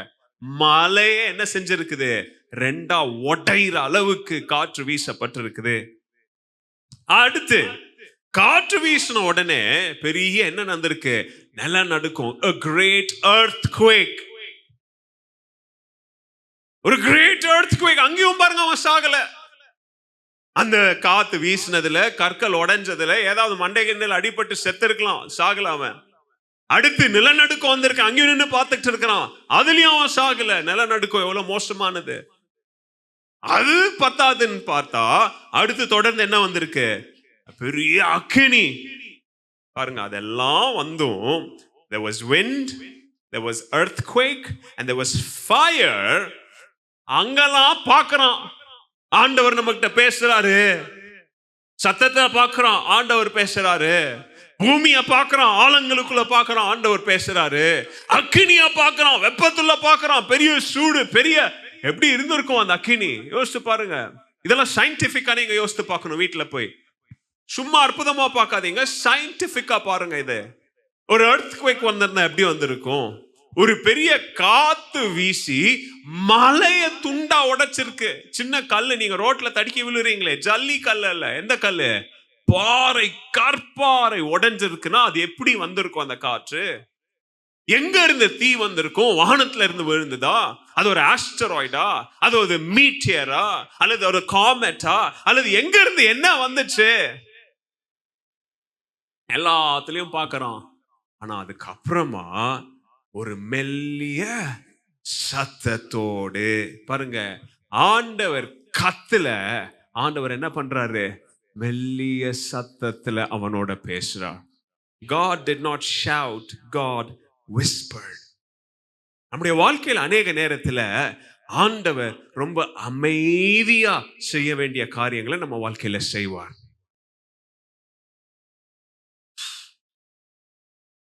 நேத்தைக்கு Mount Carmel, it was a dramatic scene. ஒரு படத்தை போல, ஒரு எஃபெக்ட்ஸ் போல, விஷுவல் எஃபெக்ட்ஸ் போல, நேத்து தான் மலையின் மேல என்ன பார்த்தான் அவன்? அக்கினி இறங்குறத பார்த்தான். Yesterday was dramatic. இப்போ வேற மலையில இருக்கிறான், அது கர்மேல் பர்வதம். இப்போ இவன் இருக்கிற மலை ஓரேப் மலை. Mount Carmel was dramatic. Mount Oreb was intimate. தேவன் அவனோட என்ன செய்றாரு? ரொம்ப பக்கத்துல, ரொம்ப மெல்லிய குரல்ல அவனோட உறவாடுகிற ஒரு சூழ்நிலை. ஹல்லேலூயா. ஆண்டவர் வெறும் டிராமாட்டிக்கா மாத்திரம் தேடிட்டு இருக்காதீங்க. ஏன்னா இவன் நேத்து ரொம்ப டிராமாட்டிக்கா பார்த்ததுனால சத்தத்துல, பூமி அதிர்ச்சியில, தீயில ஆண்டவரை தேடாதீங்க. ஆண்டவர் நம்மோட ரொம்ப மெல்லிய குரல்ல நம்ம இருதயத்திற்கு பக்கத்துல பேச விரும்புகிறார். நம்ம வாழ்க்கையில கர்மேல் பர்வதங்களும் அனுபவமும் தேவை. ஆனா அதை விட ஒரே மலையின் அனுபவங்களும் ரொம்ப ரொம்ப அதிகமா தேவை. இன்னைக்கு நம்ம எங்க தேடிட்டு இருக்கிறோம்? நம்முடைய பார்வை எல்லாம் கர்மேல் மேலதான் இருக்கு. ஒரு ஜெப கூட்டம், ஒரு ஞாயிற்றுக்கிழமை ஆராதனை, இன்னைக்கு பாஸ்டர் பேசும்போது, இன்னைக்கு நம்ம பிஷப் பேசும்போது, இன்னைக்கு நம்ம ஜெபிக்க போறோம், இன்னைக்கு ஆராதிக்கிற நேரத்துல, இன்னைக்கு நான் ஒரு என்னது செய்ய போறேன்? ஒரு எழுப்புதல் கூட்டத்துக்கு போறேன். இந்த அண்ணன் எங்க பட்டணத்துக்கு வராரு, இந்த பெரிய ஊழியக்காரர் எங்க பட்டணத்துல 2 நாள் பிரசங்கம் பண்றார். இன்னைக்கு நாம வெறும் கர்மேல தேடிட்டு இருக்கிறோம். ஆண்டவர் சொல்றாரு, நீ உன் வீட்டுல நீ ஜெபம் பண்ணும்போது நான் உன்கிட்ட பேசுறேன். நீ உன் பெட்ரூம்ல காலையில எழும்பி என்னோட உறவாடுகிற நேரத்துல நான் உன்கிட்ட பேச விரும்புகிறேன். உன் கண்ணீரின் பாதையில நீ அந்த நேரத்துல அழுதுட்டு இருக்கும் போது நான் உன்கிட்ட என்ன செய்ய பார்க்கிறேன்? மெல்லிய குரல்ல பேச விரும்புகிறேன். ஆண்டவர் வெறும் டிராமாட்டிக்கான இடங்கள்ல தேடாதீங்க. உங்களோட ஆண்டவர் ஒரே மலையின் அனுபவங்கள் மூலமாகவும் பேச விரும்புகிறார். ஹல்லேலூயா, ஹல்லேலூயா.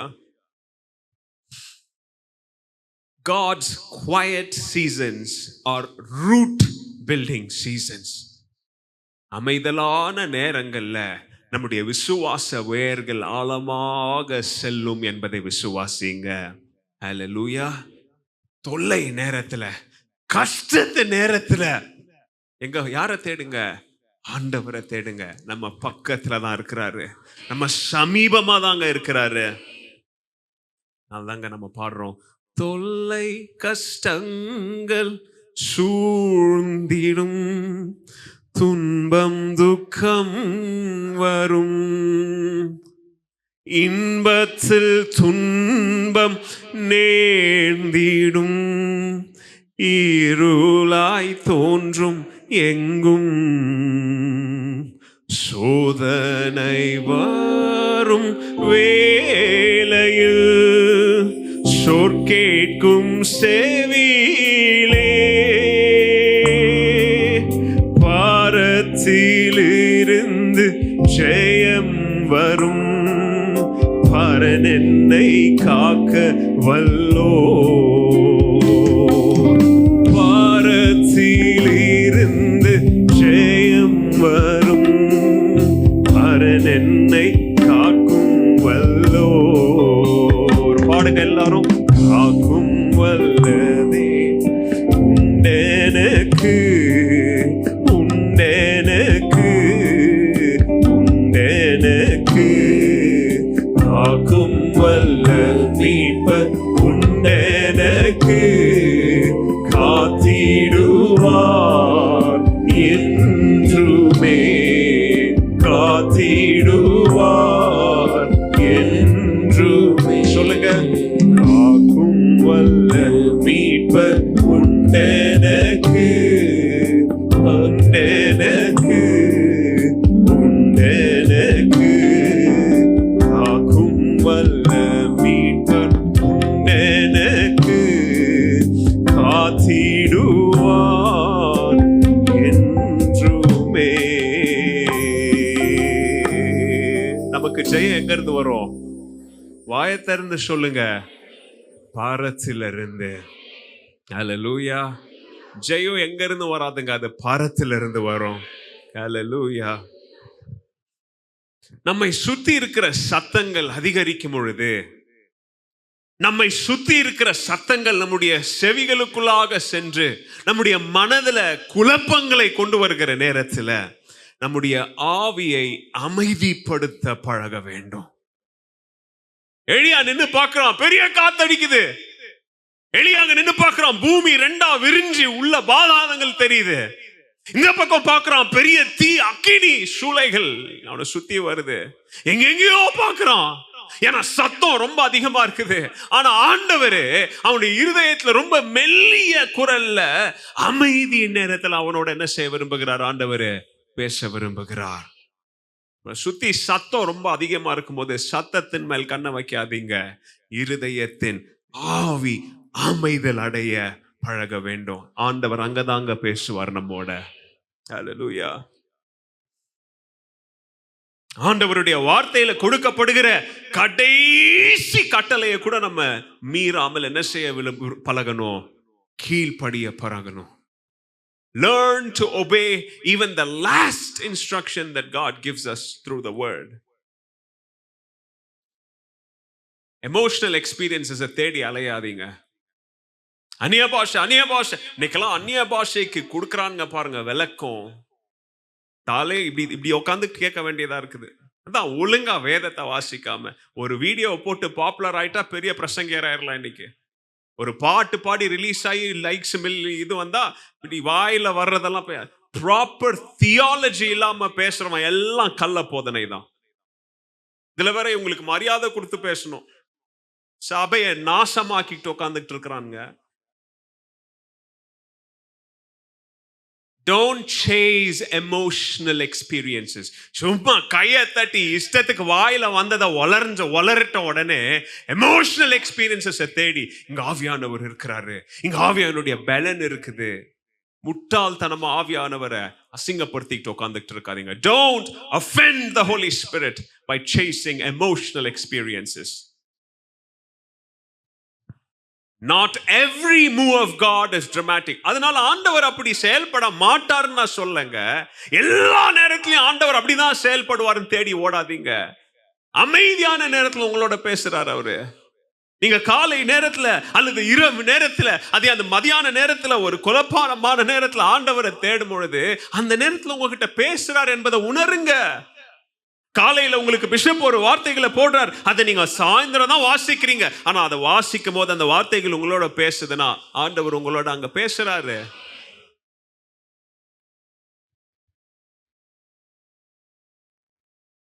ஆண்டவர் ஒவ்வொருத்தருடைய வாழ்க்கையில ஒவ்வொரு விசுவாச பயணத்தை ஒவ்வொரு விதமா எழுத விரும்புகிறார். என் வாழ்க்கையில என் விசுவாச பயணம் வேற மாதிரி இருக்கும். உங்க வாழ்க்கையில உங்க விசுவாச பயணம் வேற மாதிரி இருக்கும். அதனால இப்படிப்பட்ட நேரத்துல உங்க விசுவாச பயணத்தை இன்னொருவருடைய விசுவாச பயணத்தோட ஒப்பிட்டுட்டு அவங்களுக்கெல்லாம் அப்படி ஆச்சு, அவங்களுக்கு அப்படி பண்ணீங்க, எங்க பிஷப்பை இப்படி மாத்தினீங்க, எங்க இந்த பிரதருக்கு இப்படி ஆச்சு அப்படின்னு சொல்லி உங்களுடைய உணர்ச்சிகள் ரொம்ப ஹையா இருக்கும் போது அல்லது ரொம்ப லோவா இருக்கும் போது மற்ற விசுவாசிகள் உடைய விசுவாச பயணத்தோட உங்க விசுவாச பயணத்தை ஒப்பிட்டுக்கிட்டு என்ன பண்ணிட்டு இருக்காதீங்க, ஆண்டவரோட முரண்பட்டுக்கிட்டு இருக்காதீங்க. ஏன்னா அவர் உங்க வாழ்க்கைய வேற விதமா எழுத விரும்புகிறாரு, அவங்க வாழ்க்கைய வேற விதமா எழுத விரும்புகிறார். ஹல்லேலூயா. உடைய அமைதியில ஆண்டவர் பேசுகிறார் என்பதை விசுவாசிங்க. என்ன விசுவாசிக்கணும்?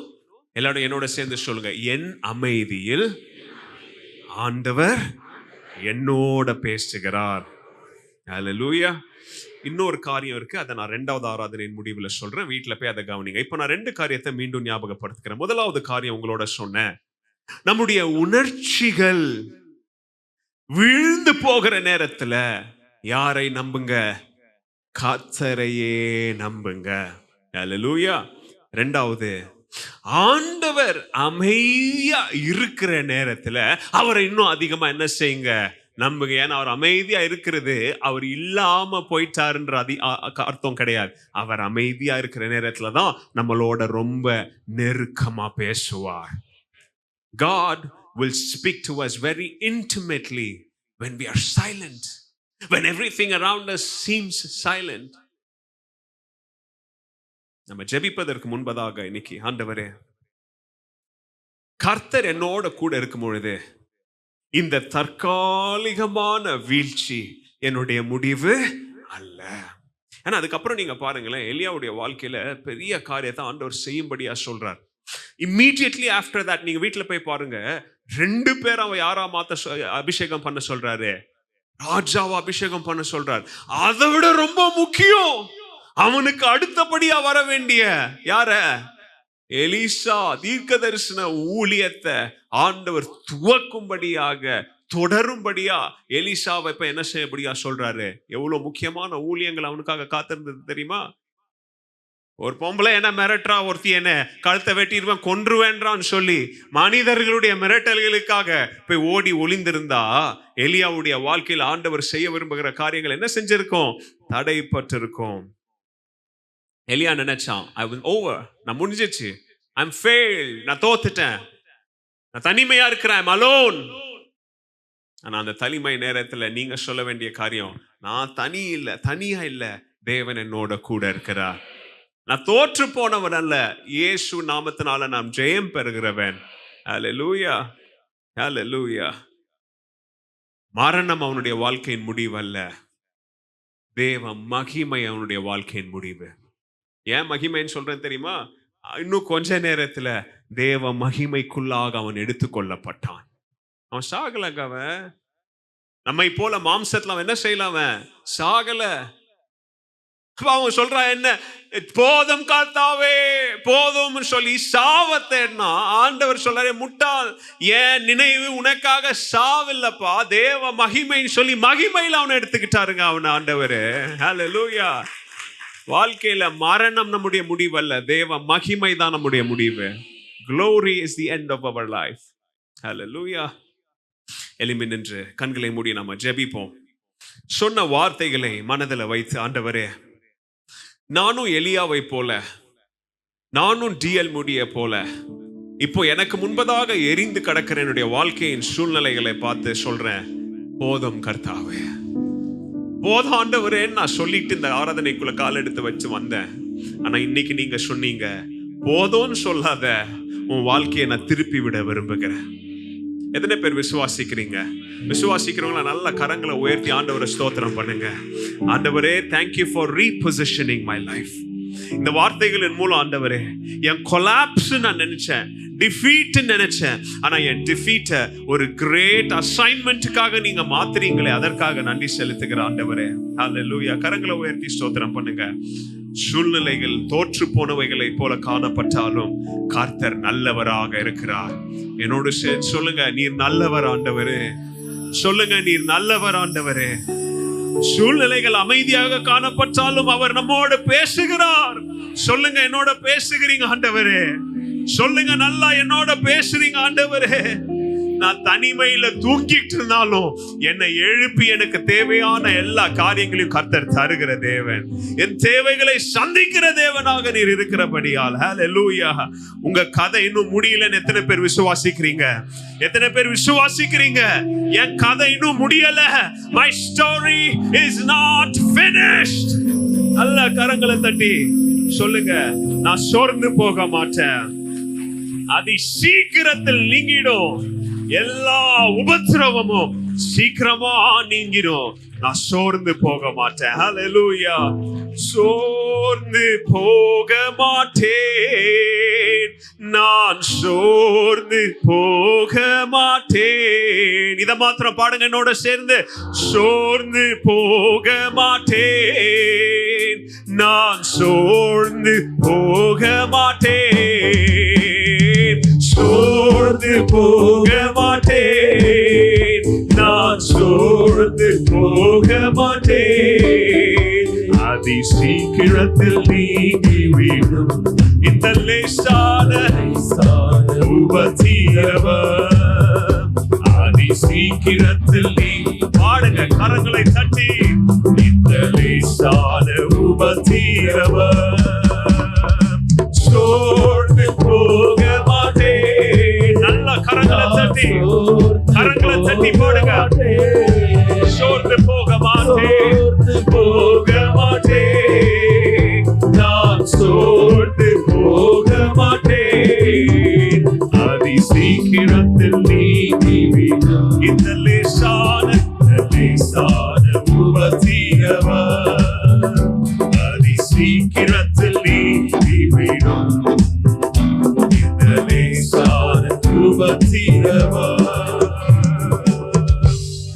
தாரும் ஆண்டவரே.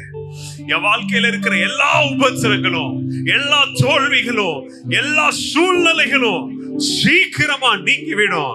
ஏன்னா நீர் என்னோட பேசி என்னுடைய விசுவாசத்தை பலப்படுத்தி, நீ போக வேண்டிய தூரம் இன்னும் ரொம்ப தூரம் இருக்கு, உன் வாழ்க்கை முடியல, your journey has not ended என்று என்னை பலப்படுத்தின கிறிஸ்துவுக்காக இந்த காலவேளையில நன்றி செலுத்துகிற ஆண்டவரே. ஹல்லேலூயா. விசுவாசத்தோட சொல்லுங்க என்னோட சேர்ந்து, என் கதை இன்னும் முடியல, என் ஓட்டம் முடியல, என் பயணம் இன்னும் முடியல, கர்த்தர் என் பட்சத்துல இருக்கிறார். ஹல்லேலூயா. நல்ல கரங்களை தட்டி ஸ்தோத்திரம் பண்ணுங்க. ஹல்லேலூயா, ஹல்லேலூயா, ஹல்லேலூயா, ஹல்லேலூயா, ஹல்லேலூயா. பலவீனமான இருதயங்களுக்கு கர்த்தர் பலனை தாரும் ஆண்டவரே. சோர்ந்து போன இருதயங்களுக்கு கர்த்தர் வார்த்தையின் சத்துவத்தை தாங்க ஆண்டவரே. பயங்கள் நிறைந்த உள்ளங்களுக்கு கர்த்தர் தைரியத்தை தாங்க ஆண்டவரே. நம்பிக்கை இல்லாதவர்களுக்கு கர்த்தர் நம்பிக்கையை தாங்க ஆண்டவரே. ஹல்லேலூயா. நீர் பேசினது போல எங்களோடு நீர் பேசுகிற தேவன் என்பதை நாங்கள் மறந்து விடாமல், உணர்ச்சிகளை தேடாமல், பிரமாண்டங்களை தேடாமல், தேவனோடு உறவாடி அவருடைய மெல்லிய குரலை கேட்கிற மனதை எங்களுக்கு தாங்க ஆண்டவரே. இந்த வாரத்தில் எங்களோடு நீர் பயணிப்பதற்காக நன்றி செலுத்துகிறோம். உம்முடைய கரத்தை கெட்டியாக பிடித்து தகப்பன் காட்டுகிற வழிகளில் நடக்கிற பிள்ளைகளாக நடக்க கிருபையை பாராட்டுங்க. இயேசுவின் நாமத்தில் ஜெபிக்கிறோம் நல்ல பிதாவே. என் ஆத்துமாவே